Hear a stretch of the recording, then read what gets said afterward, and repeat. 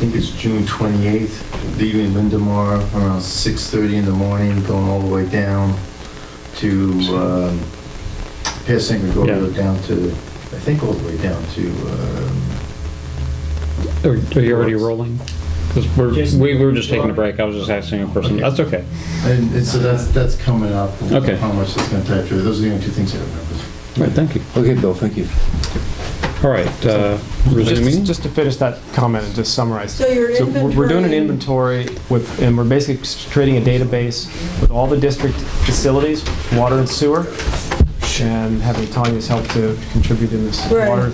So we'll have every major district facility, well, pumping station, pressure station, any facility the staff feels they need to add to the inventory list. And then any critical facilities that need special consideration from the county or addresses or whatnot, we're going to apply for what's called an address reassignment.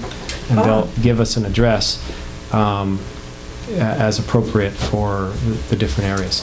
So that way we can actually register the fuel tanks with the fire, coastside fire, for example. Well, maybe when you're doing that, you could work on them to get them to paint their fire hydrants. Yeah, I don't know if fire hydrants are going to be on the facility. We were thinking more, starting with the top down, put the tank at the top, that's the biggest one, and then maybe some of the pumps down the sewer pump stations, we're starting to can off. But we're getting basically a consolidated facility database for all the key facilities and what facilities they have. This will be a GPS database. Well, it'll be all in the GIS database, but one of the things that'll help for the budgetary process when you're looking at these long ranges, you'll be able to see the specific items. You have valve counts or pump counts or whatever, and you can extrapolate how many pumps you want to replace in so many years, and you can budget for it. That's fabulous. Wow, we're growing up.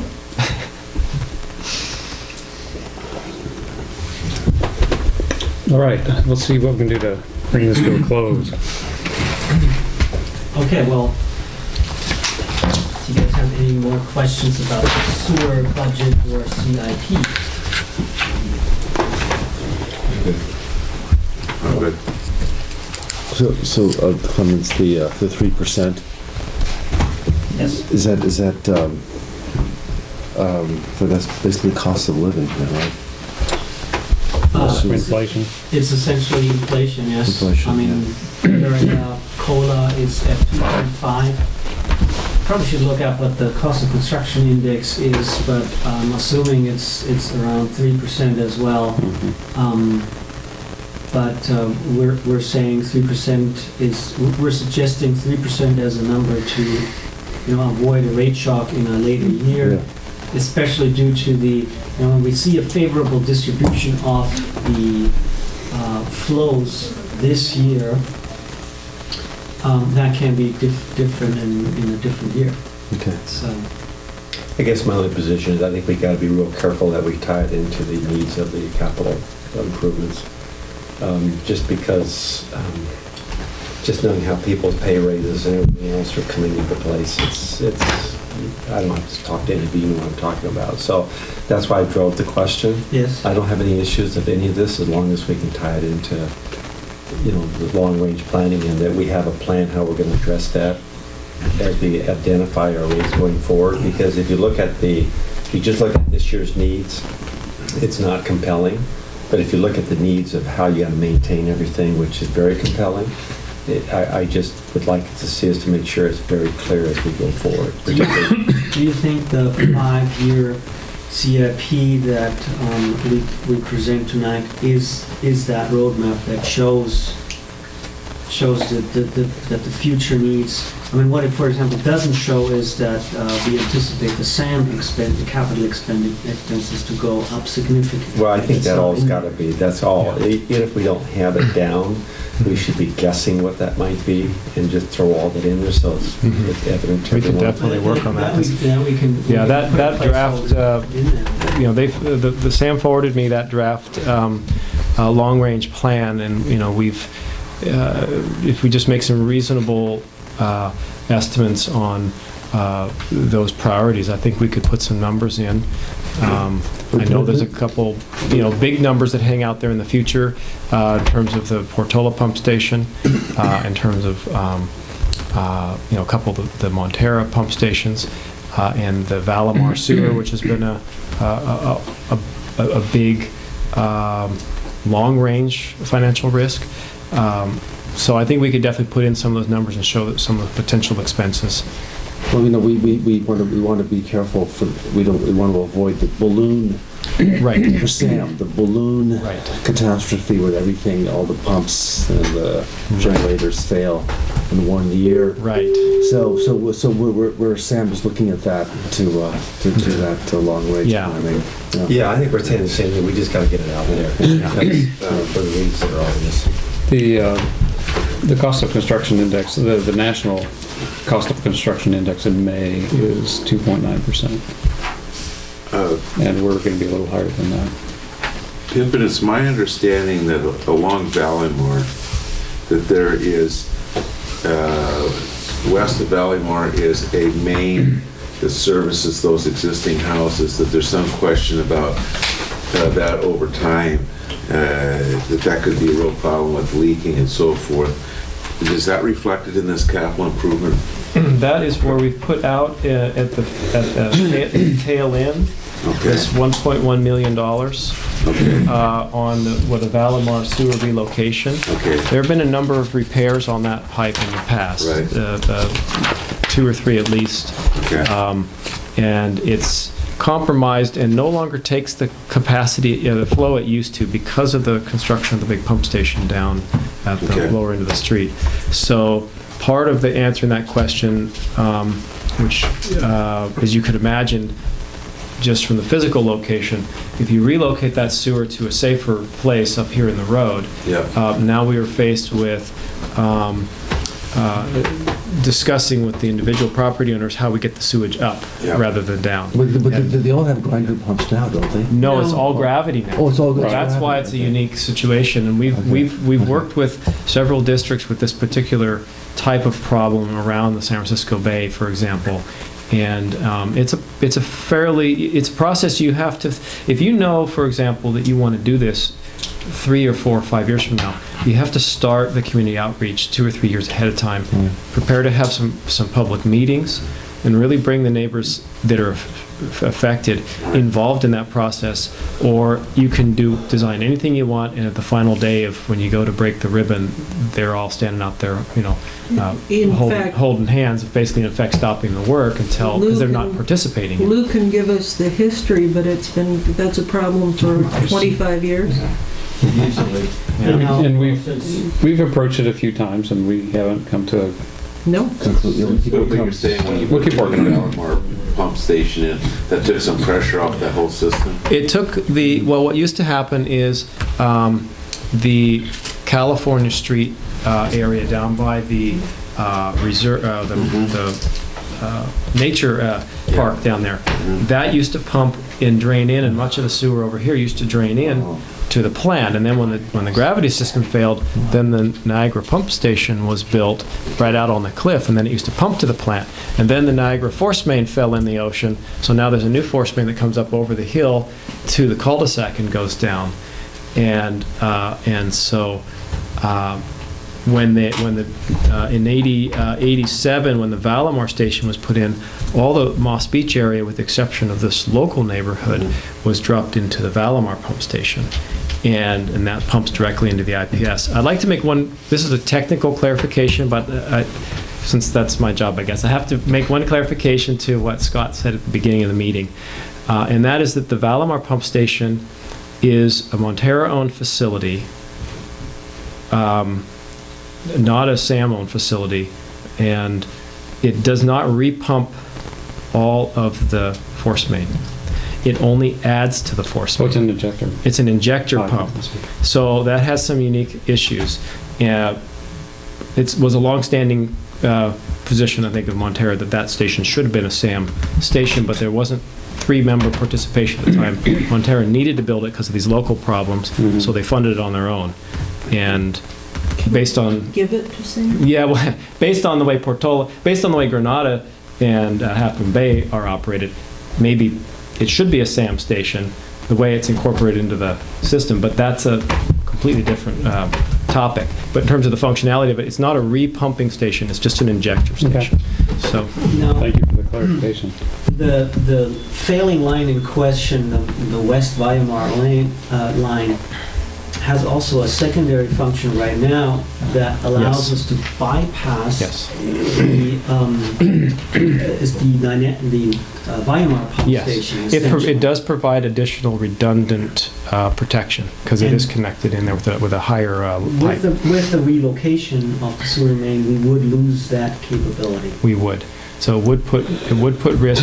Yeah, a number of years ago, we looked at a design to add an additional pump to the Valimar system, but that has other, obviously significant implications with the SAM design, so we'd have to Okay.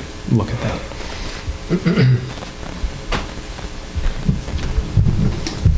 Okay, so do we have any more questions on the sewer budget? I'm hearing none. Shall we move on to the next item? Before we move on, let me just real quick. I'm trying. Because what I hear. You can tell we're in a bunch of engineers. They just love this stuff. You guys- Where I want to get to is that we will prepare for the next meeting a revised version, but we haven't really heard any numbers to be revised. We come forward with, for example, plugging in the correct number for the Alta Vista Tank project. We'll plug in the correct numbers for the SAM, etc.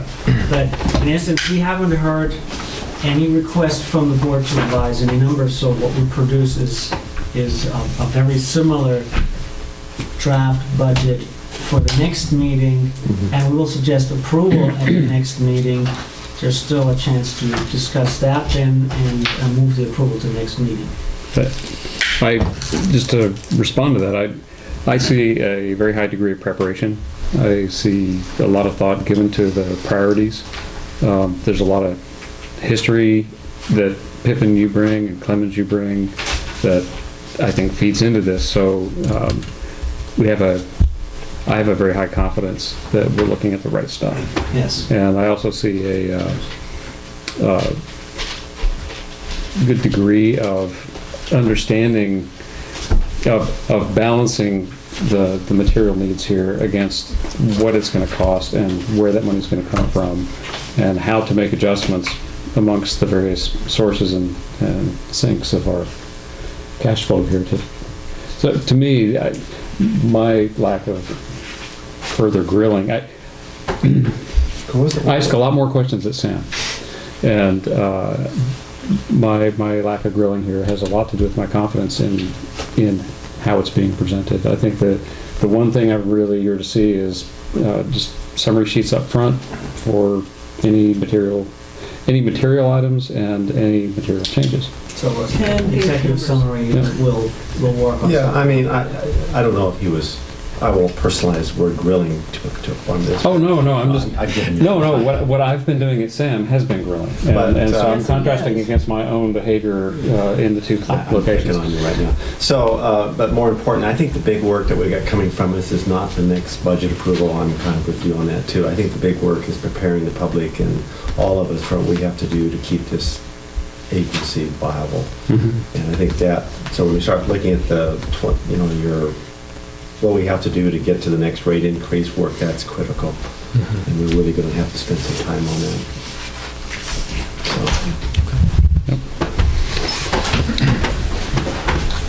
All right. I'll try not to grill. Grill away. No, I mean there's a lot to learn here. So I'm really glad to see all the questions. Grilling is not bad. No. And the Sam Frying is bad. right. All right. Let's Deep go fried is to really bad. new business item 4: review and possible action concerning designation of officers to transfer funds and sign checks. So I won't be in the embarrassing position of last time. Yes, Yes, we need to get the secretary to be able to sign actually some it's financial things, checks, etc. So Dave prepared a resolution that Thank you. updates that, which has the title resolution designating specified officers of the Montara Water and Sanitary District to execute written instruments and authorize wire transfer relating to financial transactions, rescinding resolution number 1508. So we ask to approve that. Can I have a motion, please? I'll motion. Okay. Second. All right. Any discussion, all in favor? Aye. Motion carries 5-0. Reports. No, I was just gonna say this is perfunctory, right? There's really nothing to discuss on this, is it? No, this is just making sure that all the directors are able to sign. Okay. So our last meeting was what's the last time? Got the wrong. The presentation of the budget would be the big deal. Let me pull up the agenda. Sorry, I think I've got the wrong agenda. We carry a lot of paper on all this stuff. So May 19th. May 19th. Yeah. As soon as the PDF pulls up, I'll It was skip it. last week, actually, yeah. We introduced the general manager. There was some discussion about, we approved the budget to be sent to the districts. There was discussion about the flow, the flow percentages for the 3 districts, the 4 districts, and the 3 districts. There was some discussion about the flow and how the flow was calculated and measured, and that'll be coming back up. Anything else, Scott? I can't think of anything. I mean, we went over the budget that we saw tonight and approved it for distribution. The issue with the flow, the proposal floated was that rather than try to meter the flows in the manner that we've been doing, which is complicated and has been problematic for the past few years, and has weighed heavily in Granada because of the failures that we had in the flow metering. Granada was proposing that we just fix the flow division and stop worrying about the metering, as a billing mechanism. I can't say that got a whole lot of traction. I think the thing that's interesting is the idea that we could do something to simplify our lives and take some of the contentiousness out of it. But there's a lot of questions. I put forward some questions about how do we make sure that everyone continues to do their job to keep their flows down to the minimum possible. How do we have the feedback in our systems where we tie the money to what we're having SAM do? I do think where we might find some room for discussion is in having a different way of looking at wet weather from dry weather flow and how we do our billing, because the treatment costs really are quite different in a wet weather and a dry weather scenario. So there may be some place to go with this, but right now I think it's still formative. And I think the suggestion was, why don't we just make it simple, fix the number, and if everybody had bought off on that, then it would have been simple and it would have kept things simple, but only until we figured out that I think we're still going to have to meter for understanding the performance of the collection system. And part of where the discussion went was, why don't we just fix our metering? And there's this notion that it would cost too much to fix the metering. I'm not convinced of that yet. JPAs are complicated, and this is where the rubber meets the road, so to speak. But I don't think it's going to be as simple as just setting the number in stone. Because we did agree that we're going to need to take another look at the way we just want to do a validation of the flow number for instance, Creek, which is a fixed number, which makes some sense given how things are set up. It's not metered. There's no new development inside Frenchman's Creek, but I believe Director Warren came up with a method that could help us determine whether the number actually looks reasonable against actual water usage. One thing I want to highlight is their concerns are not, I want to give a lot of credence to their concerns. They came up from the short end of the stick to the tune of at least $100,000 in the metering problems that we had. And in the interest of keeping things simple and allowing the agency to continue its improved working relationship, they did not insist on setting the books straight on that. And if they did, some would come out of our pocket, some would come out of Half Moon Bay's pocket. I think from time to time, each agency makes certain allowances because it's in the best interest of the overall organization. And I'll give you an example of that. When we added the Walker tank to the system as a wet weather holding facility, we added well over $1 million worth of asset to the agency without insisting that it be put on the books. And that was reciprocated when, for the wet weather storage facility in the Burnham Strip, it needed land to house the facility. Granada made a similar expenditure and, again, did not insist on having that added to the books at SAM. So we've got a history of there's going to be times where we have something and we can afford to simply, for us, it was no money out of pocket to make that facility available. The money out of pocket was paid by SAM for excavating it and putting in more concrete and outfitting it with all the pumps and stuff. So to the 100,000 or maybe 200,000 that Granada was in the hole for what went wrong with the metering, I don't want to in any way diminish their concern. And it would be easy to diminish if you didn't have that context. So I'm really sorry for the extra words, but I think that was necessary context.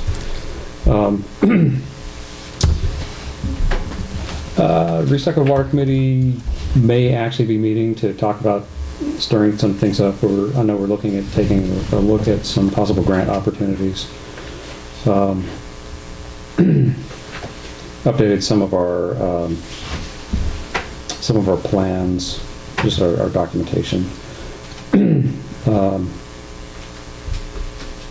That's pretty much it, I believe. We discussed a possible code of conduct, written.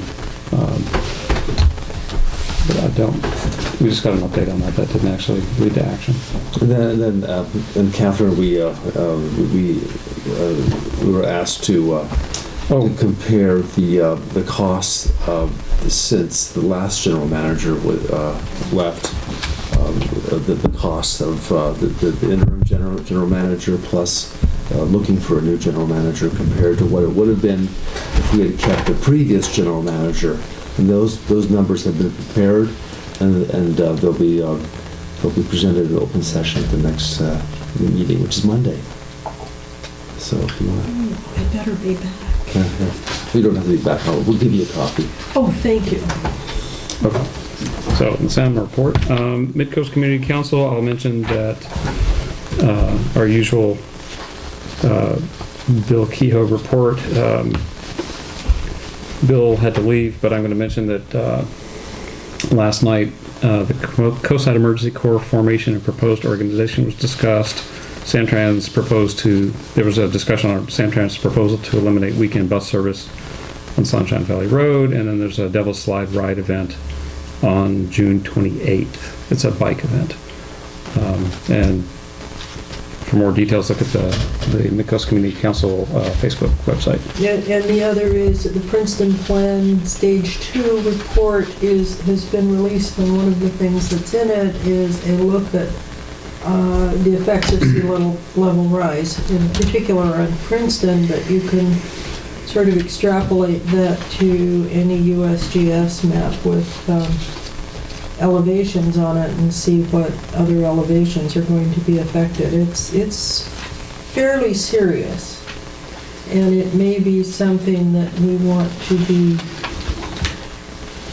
incorporating into our plans and projects, particularly for SAM, because this district is at a high enough elevation for the most part, but Granada and particularly the SAM plant are not, and that's one of the problems with the electrical control panels for SAM, is that they're at the lowest elevation Right. points of the whole site. That includes big wave too, I think. It does include big wave too. All right, CSDA report, Catherine? Yes, I went to CSDA and happened to not be the last person to walk in, but I walked in at the most inopportune time, and so I am now president of CSDA. That'll teach you to show up. Yeah. So with that, it was some interesting discussion about the Harbor District, and particular interest was all of the water districts talking about 30% Hetchy rate increases. Some of these districts are entirely reliant on Hetchy water, and that includes North Coast counties. So they're going to be looking at 9 to 11% rate increases.